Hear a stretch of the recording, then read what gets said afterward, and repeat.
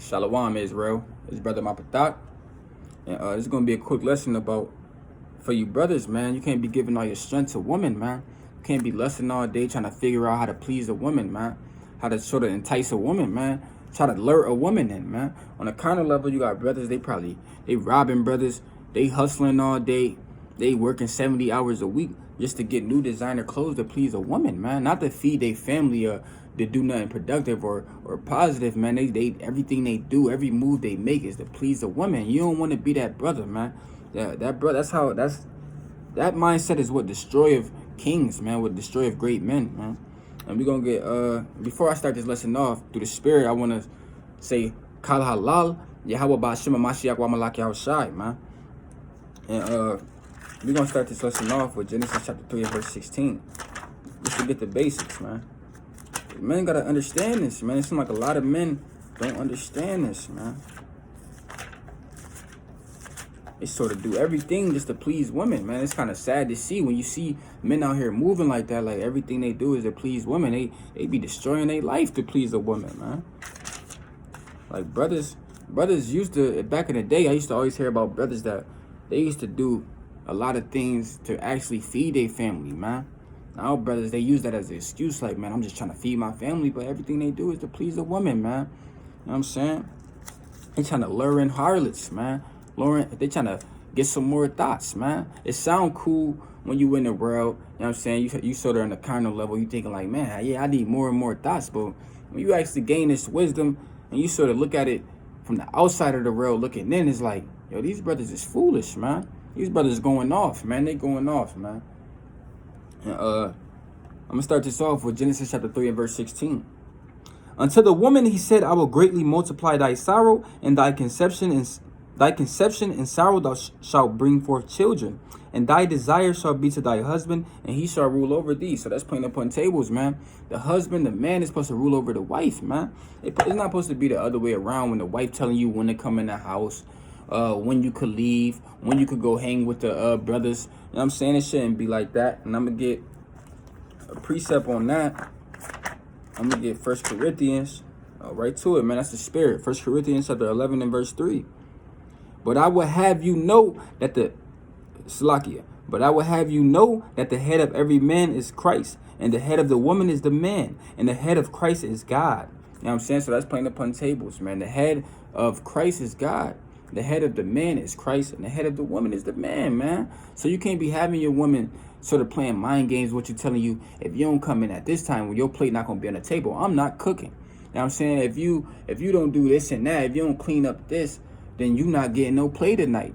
Those with the ear, they can hear. They understand what I'm trying to say, man. She's telling you y'all ain't having sex tonight, man. I'm just gonna say it. She's telling you if you don't do this and that, you know what I'm saying, you don't go cut the grass, you know what I'm saying, you don't wash the car today, you know what I'm saying, you don't go get some new rims on the car. I'm not giving you no play tonight. You're not going into me tonight. You know what I'm saying? If you got a woman like that, man, you gotta get rid of her, man. Cause she gotta understand, man, you the head, man. You know what I'm saying? You make the rules, man. You rule over her, man. And yeah, man, I'm going to Proverbs chapter 31. Like, brothers, that's a terrible life to live, man. You got a woman telling you what to do, man. Or you got a woman sort of controlling your every action, because she ain't even got to tell you what to do. She ain't got to sort of be a big mouthy telling you what to do. But if you sort of, what the world would call today a simp, man, and you sort of just you setting your path. Everything that you do is to make her happy. You know what I'm saying? She ain't even got to have a big mouth. You sort of just living your life like that. You sort of just like, man, if I do this, I know she gonna do such and such. If I do this, I know she gonna be happy. You know what I'm saying? The woman supposed to be your pillar of rest, man. She supposed to be trying to figure out things to do that make you happy. And as the man that rule the house, you supposed to be telling her the things that make you happy, so she could be doing those things, man, because you're the ruler, man. But a lot of brothers don't understand that.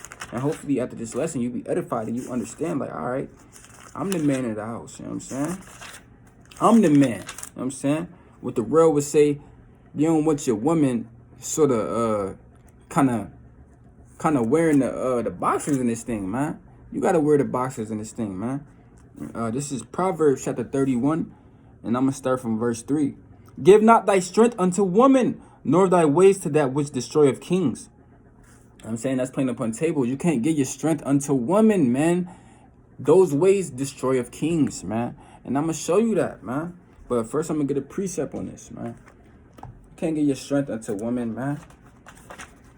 And I'm going to keep saying it. Everything you do can't revolve around pleasing a woman or making women happen. It ain't even got to be your woman. Like I said, brothers want thoughts, man. They out here, they want designer clothes, and they want shiny chains, and they want the brand new Jordans just to please a female, just to please a thought, man. A random thought that walk up and down the street, man, with some tight ass pants on her.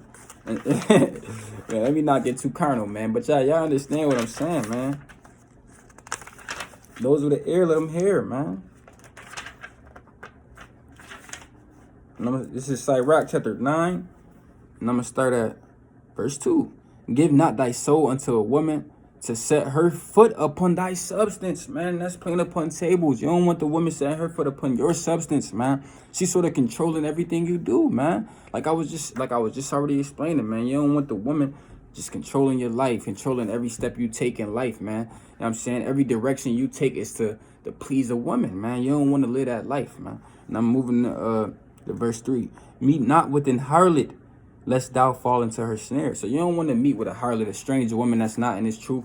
Or I'm not even saying, like, a woman could probably pretend to be in this truth and sort of still be moving like a harlot. You know what I'm saying? I don't even want to just say it got to be a worldly woman. You know what I'm saying? But you don't want to meet with a harlot, man. You know what I'm saying?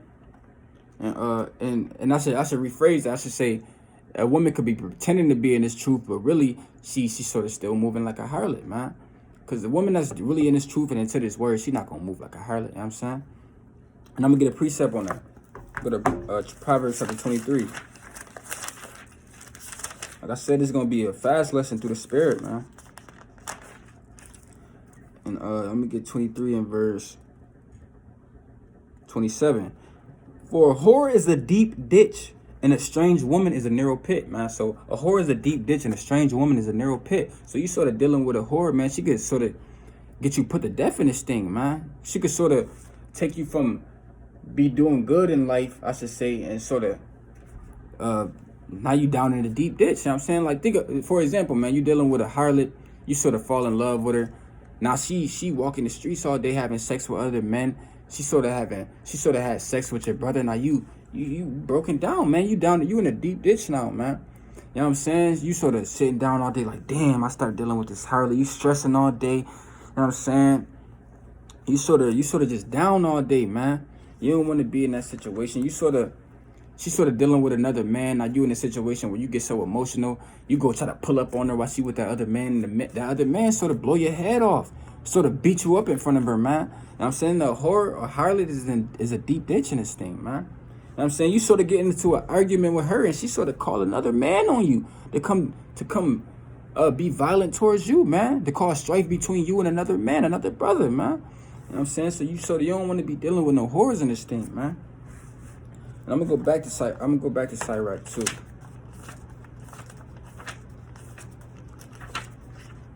Sirach 9, Salakia, Sirach 9. And I'm gonna jump to verse 8. Yeah, I'm gonna jump to verse 8. Turn away thine eye from a beautiful woman, and look not upon another's beauty. For many have been deceived by the beauty of a woman, for herewith love is kindled as a fire. So you sort of looking upon this woman, and your love in your heart sort of get kindled as a fire. You sort of lusting, man. At that point, you sort of lusting upon this woman, man. And you're gonna go to 2 Samuel chapter 11. Going to 2 Samuel chapter 11, because King David, man, one of our mighty forefathers, man, he sort of sinned because of a woman, man. Matter of fact, we're going to get Nehemiah chapter 14 first, or Nehemiah chapter 13. Nehemiah chapter. Bear with me, Israel. I want to say Nehemiah chapter 13. Nehemiah chapter 13, and we're going to start at 26. Did not Solomon, king of Israel, sin by these things? Yet among many nations was there no king like him, who was beloved of his God, and God made him king over all Israel. Nevertheless, even him did outlandish women cause to sin. Shall we then hearken unto you to do all this great evil, to transgress against our God and marrying strange wives? So even Solomon went off, man. Went off dealing with strange women, dealing with outlandish women, man. And they caused them to sin, man.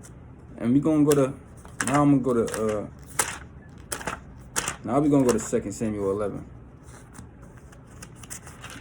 And see, we're gonna see what King David did.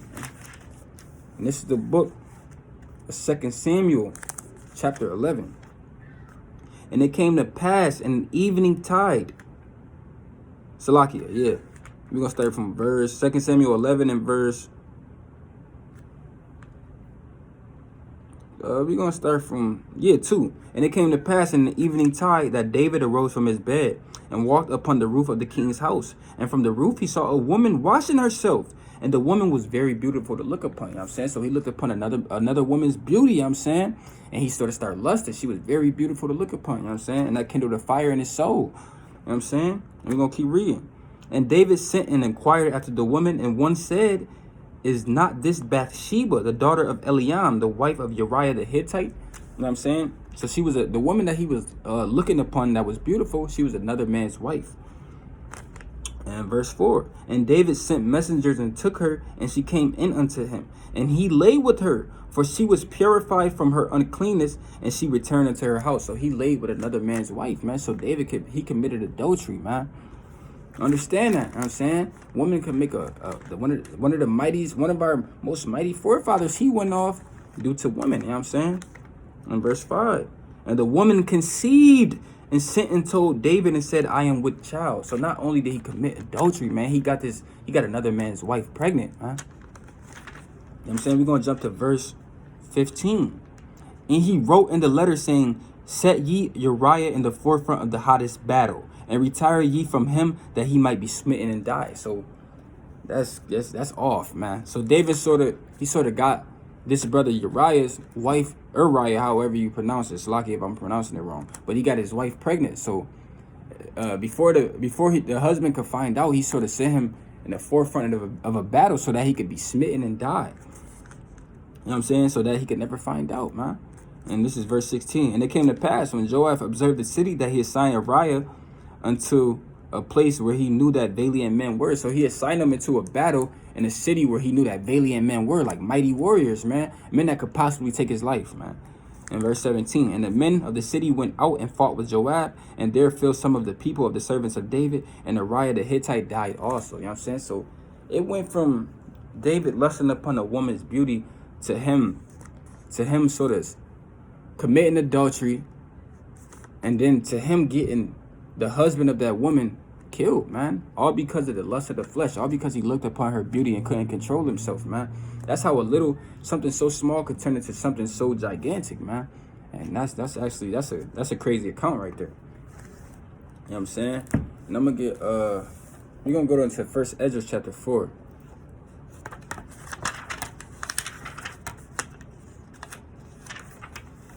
This is the book of 1 Ezra chapter 4, man. Yeah, that's a crazy account right there, man.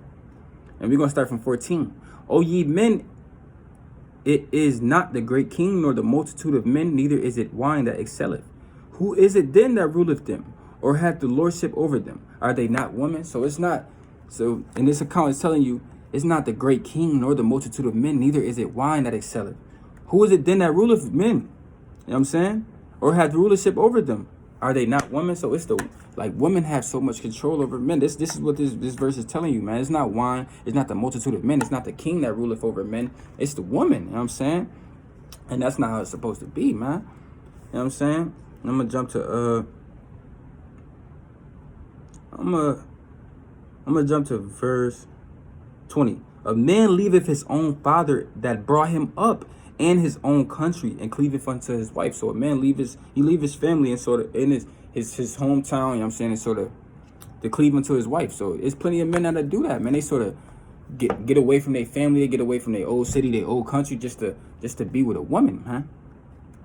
And this is verse 22. By this you must know that women have dominion over you, Do ye not labor and toil and give and bring all to the woman? So that by that you must know that women have dominion over you, man. And it shouldn't be like that. You don't want no woman having dominion over you as a man, as a king, man. And do ye not labor and toil and give and bring all? So men, like I was saying earlier, men are labor and toil. They'd be out here hustling, grinding hard, working 70 hours a week just to give all that to a woman, to buy her a new ring, buy her a new bracelet, man. Buy her some new clothes, get her a car, man. Buy a house that she wants. She might tell you, I think we should move in this house. And you already had a house that was cheaper that you thought was good. And she tell you, no, I think we should move it to this expensive mansion. You know what I'm saying? So you sort of working harder just to please her. That's not how it's supposed to be. And I'm gonna jump straight to 26. Yeah, many there be that have run out of their wits for women and become servants for their sakes. Many also have perished and have erred and sinned for women, man. And like I just showed you how how King David went off for a woman, how he sinned and erred over a woman, man. You know what I'm saying? So it's just playing upon tables. And I'm gonna get, let's see. I'm gonna get Matthew. I'm gonna show you how King Herod was getting down. Because you gotta understand, our forefather John the Baptist, man, he got beheaded because of a woman. Because a woman wanted his head on a platter, man. You understand?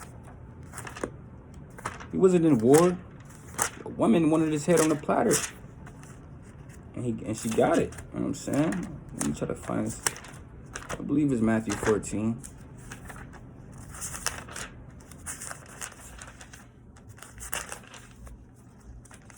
Matthew 14. And I'm gonna start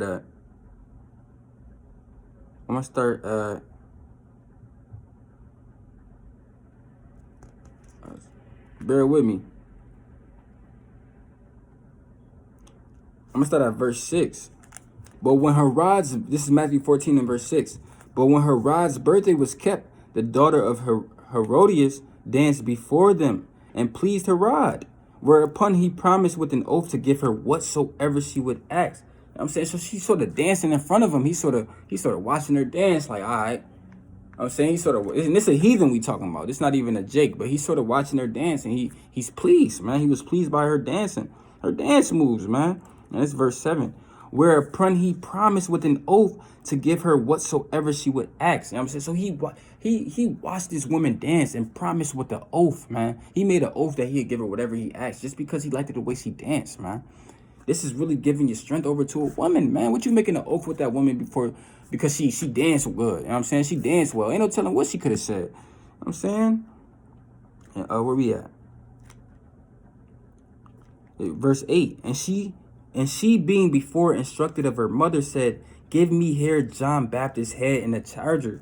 So when he made that oath, she told him, all right, you give me anything I want. I want John the Baptist's head on a platter. That's what a charger is. She wanted his head on a platter, man. Like, come on, man. That's off. That's off, man. You see a woman dancing and you promise to give her anything she wants just because you like the way she moving her body, man. This is verse 9. And the king was sorry, nevertheless, for the oath's sake, and then was sat with him at meat. He commanded it to be given her. And he sent and beheaded John in prison, and his head was brought in a charger and given to the damsel. And she brought it to her mother, and his disciples came and took up the body and buried it, and went and told Yahushai. You know what I'm saying? So he sort of cut off John's head, put it on a platter, and actually gave it to the girl, gave it to the woman, because he liked the way she was dancing, man. He made an oath. He seen her dancing. He made an oath, like, I'll give you anything you want. He made an oath that he'd give her anything she want. And she said she want John the Baptist's head on the platter, man, on the charger, man. That's off, man. That's wicked, man. And yeah, it's going to be a quick lesson, like I said. And Kalala Yahweh Ba'Shem Mashiach Wamalaki Yahushai. And I hope this was edifying. And Shalom, Israel. Peace and love.